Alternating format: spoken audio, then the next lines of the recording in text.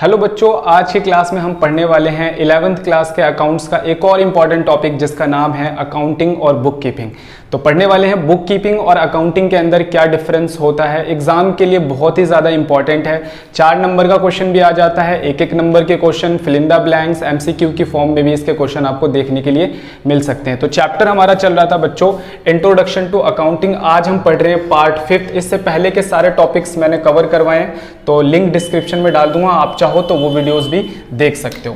तो आइए स्टार्ट करते हैं बुक कीपिंग और अकाउंटिंग के अंदर डिफरेंस। मैंने आपको बच्चों बताया था अकाउंटिंग के अंदर क्या क्या किया जाता है। अकाउंटिंग के अंदर हमने आपको बताया था कि जनरली जो इसके अंदर काम किया जाता है रिकॉर्डिंग, या फिर हम बोल सकते हैं सबसे फर्स्ट से स्टार्ट करते हैं आइडेंटिफाइंग करना, मेजरिंग करना, रिकॉर्डिंग करना, क्लासिफाइंग करना, इंटरप्रेटिंग करना, कम्युनिकेटिंग करना, ये सारे काम आपको मैंने बताए थे। तो ध्यान से समझना, सबसे पहले आता था उसमें आइडेंटिफाइंग। क्या आता था? आइडेंटिफाइंग। उसके बाद हम क्या करते थे? आइडेंटिफाइंग में हम क्या करते थे, जो इवेंट्स मनी की फॉर्म में होता था उसको आइडेंटिफाई कर लेते थे कि भाई हमें इसको क्या करना है, रिकॉर्ड करना है। फिर उसका अमाउंट कैलकुलेट करते थे कि कितने से रिकॉर्ड करना है। फिर उसको हम रिकॉर्ड कर लेते थे इन जर्नल की फॉर्म में, और उसको classify in the ledger account से हम क्लासीफाई कर देते थे। तो अकाउंटिंग की डेफिनेशन के अंदर, बुक कीपिंग के अंदर आइडेंटिफाइंग, मेजरिंग, उसके बाद रिकॉर्डिंग, क्लासिफाइंग, ये जो 4 शुरू के काम हैं ये किसके अंदर किए जाते हैं? बुक कीपिंग के अंदर किए जाते हैं। और इसके बाद हमारा क्या आता था? इसके बाद आता था हमारा समराइजिंग। समराइजिंग में हम ट्रायल बैलेंस बनाते थे। फिर हमारा आता था इंटरप्रेटिंग, फिर हमारा आता था कम्युनिकेटिंग। तो इनके अंदर हम क्या क्या बनाते थे? इनके अंदर हम बनाते थे ट्रेडिंग अकाउंट, इनके अंदर हम बनाते थे P&L अकाउंट, इनके अंदर हम बनाते थे बैलेंस शीट। ठीक है, तो ध्यान से समझना है, बस कुछ भी नहीं है। अकाउंटिंग का ही मैं ऐसे बोल सकता हूं कि जो अकाउंटिंग का पूरा प्रोसेस था उसी का एक शुरू का जो काम होते हैं वो हमारा बुक कीपिंग है। तो बुक कीपिंग में आता है आइडेंटिफाइंग, मेजरिंग, रिकॉर्डिंग, क्लासिफाइंग, ये 4 बुक कीपिंग में आ जाते हैं। जब क्लासिफाइंग का काम खत्म होता है तो वहां से जो काम शुरू होता है समराइजिंग, इंटरप्रेटिंग और कम्युनिकेटिंग, वो किसका पार्ट है? अकाउंटिंग का पार्ट है। तो कुल मिलाकर कई बार ऐसे ही बोल सकते हैं कि अकाउंटिंग के अंदर ही बुक कीपिंग भी आ जाता है, या फिर हम ऐसे बोल सकते हैं जहां बुक कीपिंग एंड होता है वहीं पर हमारा अकाउंटिंग स्टार्ट हो जाता है। ठीक है, नेक्स्ट नंबर पे आते हैं स्टेज। ऐसे बोला जाता है कि बुक कीपिंग क्या है? प्राइमरी स्टेज है, क्योंकि सबसे पहले आइडेंटिफाइंग किया जाता है अकाउंट्स में, फिर मेजरिंग किया जाता है, फिर रिकॉर्डिंग, फिर क्लासिफाइंग। तो सबसे पहले तो बुक कीपिंग का काम किया जाता है। उसके बाद अकाउंटिंग में इसे कहा जाता है कि भाई ये सेकेंडरी स्टेज है। एग्जाम में एक नंबर के क्वेश्चन भी आ जाते हैं।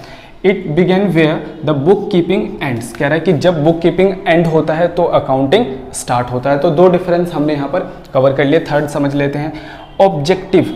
इसका मेन ऑब्जेक्टिव क्या है? सिस्टमैटिक रिकॉर्ड करना फाइनेंशियल ट्रांजैक्शन को। आप ध्यान से समझ सकते हो, यहाँ पर ट्रांजैक्शंस को आइडेंटिफाई किया जा सकता है कि कौन सा मनी की फॉर्म में है, कौन सा नहीं है। फिर उसका मेजरिंग अमाउंट कैलकुलेट करना, फिर रिकॉर्डिंग करना और देन उसको क्लासीफाई कर देना। तो कुल मिलाकर यहाँ पर सिर्फ रिकॉर्डिंग का ही काम किया जाता है। ठीक है, उसके बाद इसके अंदर क्या किया जाता है? इसके अंदर नेट रिजल्ट निकाला जाता है। किसका?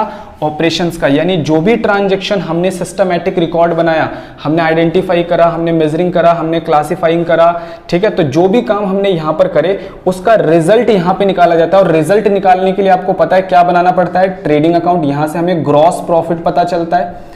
फिर हम बनाते हैं P&L अकाउंट, यहाँ पर हमारे को नेट प्रॉफिट पढ़ेंगे आगे चैप्टर्स में। और बैलेंस शीट, यहाँ पर हमारे को अपने बिजनेस की पोजीशन पता चलती है। तो नेट रिजल्ट कहाँ निकाला जाता है? अकाउंटिंग के अंदर। ठीक है, एंड फाइनेंशियल पोजीशन, तो बैलेंस शीट से फाइनेंशियल पोजीशन पता चलती है। Communicate result to the interested parties. Bank को बताया जाता है, बैंक हमारी अकाउंटिंग को यूज करके पता लगाता है हमें लोन मिलना चाहिए कि नहीं मिलना चाहिए। गवर्नमेंट पता लगाती है कि हमें कितना टैक्स जो है गवर्नमेंट को कितना चार्ज करना है। तो वो सारी बातें अकाउंटिंग से ही पता लगती है। तो ठीक है, तो याद रखना है आप सारे बच्चों को। 4th नंबर पे बच्चों हमारा नेचर ऑफ जॉब। तो याद रखना है बुक कीपिंग जो है वो कैसा होता है? रूटीन इन नेचर होता है। रूटीन इन नेचर क्यों बोला जा रहा है? क्योंकि बिजनेस के अंदर आइडेंटिफाइंग, मेजरिंग, रिकॉर्डिंग और क्लासिफाइंग डेली किए जाते हैं। तो होता क्या है, बिजनेस के अंदर डेली बेसिस पे ट्रांजैक्शन होती है। सेल परचेज तो भाई डेली होता है, वेजेस पे करना भी रेगुलर बेसिस पे होता है, सैलरी पे करना, इलेक्ट्रिसिटी बिल पे करना, वाटर बिल पे करना, ठीक है ना, कैश का आना जाना, बैंक बैलेंस, बैंक के अंदर पैसा डिपॉजिट करना, विड्रॉ करना, ये डेली बेसिस पे काम किए जाते हैं। तो याद रखना है आइडेंटिफाइंग, मेजरिंग, रिकॉर्डिंग और क्लासिफाइंग क्योंकि ये तो डेली डेली किए जाते हैं, इसलिए बोला जाता है कि book keeping routine in nature का है, यानी डेली डेली किया जाता है। उसके बाद हम आते हैं अकाउंटिंग में। तो बच्चों अकाउंटिंग में हम क्या बनाते थे, trading account, P&L account, balance sheet, यानी कि हम इसमें रिजल्ट निकालने के लिए ये तीनों चीजें प्रिपेयर करते थे। आप सभी बच्चों को याद रखना है कि हर फर्म इसे ईयर एंड पर बनाती है, यानी कि साल के एंड में बनाती है। तो अब अकाउंटिंग का काम कैसा है, अकाउंटिंग का काम डायनेमिक नेचर का है, यानी कि साल में 1 या 2 बार ही किया जाता है, और ये एनालिटिकल है, यानी इससे हम रिजल्ट निकालते हैं। यानी इसमें हम क्या करते हैं, सिर्फ ट्रांजैक्शंस को रिकॉर्ड करना, क्लासिफाई करना, लेकिन उन ट्रांजैक्शन से रिजल्ट कहाँ निकाला जाता है, अकाउंटिंग के अंदर निकाला जाता है, यानी इसे ये एनालिटिकल वर्क है। ठीक है, तो याद रखना है ये रूटीन नेचर का है, या एनालिटिकल या फिर डायनेमिक है। अगले नंबर पे है परफॉर्मेंस। परफॉर्मेंस की अगर हम बात करें बच्चों, तो यहाँ पर जूनियर स्टाफ परफॉर्म करता है। देखो बुक कीपिंग में आइडेंटिफाइंग, मेजरिंग, रिकॉर्डिंग, क्लासिफाइंग कोई भी कर सकता है। एक सिंपल व्यक्ति जिसने अकाउंटिंग का थोड़ा बहुत सॉफ्टवेयर पे काम करा हो, वो भी अकाउंटिंग का काम इजीली कर सकता है। तो अकाउंटिंग के अंदर बुक कीपिंग का काम बड़ा सिंपल होता है और आसान होता है, इसे जूनियर स्टाफ इसके अंदर परफॉर्म करते हैं। ठीक है, इसके अंदर स्पेशल स्किल की या स्पेशल नॉलेज की जरूरत नहीं होती है। जबकि इसके अंदर अगर हम बात करें अकाउंटिंग की, तो ये कैसा नेचर है, डायनेमिक, यानी कि हर किसी के बस की बात नहीं है ट्रेडिंग अकाउंट को समझना, बनाना, P&L को, बैलेंस शीट को, और बैलेंस शीट बनाने के बाद उसकी एनालिसिस करना, हर किसी के बस की बात नहीं। इसलिए इसके अंदर हम सीनियर स्टाफ को हायर करते हैं। Senior staff just like chartered accountant होते हैं, या बड़े सीनियर स्टाफ होते हैं जिनको नॉलेज ज़्यादा होती है, तो वो अकाउंटिंग में परफॉर्म करते हैं।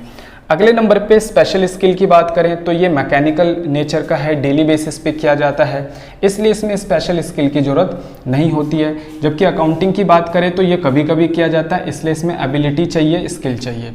तो बच्चों ये था हमारा आज का टॉपिक, बुक कीपिंग और अकाउंटिंग। 4-4 नंबर के क्वेश्चन आते हैं, फिल इन द ब्लैंक से क्वेश्चन आ जाते हैं, MCQ की फॉर्म में भी क्वेश्चन आ जाते हैं। तो बुक कीपिंग अगर ऐसे सिंपल क्वेश्चन आ जाता है, मान के चलो सिर्फ बुक कीपिंग के बारे में आ जाता है, तो आप ये सारी चीज़ें लिख सकते हो। अगर सिर्फ अकाउंटिंग के बारे में आता है तो सिर्फ आप ये सारी चीज़ें लिख सकते हो। डिफरेंस आता है इस फॉर्म में लिख सकते हो।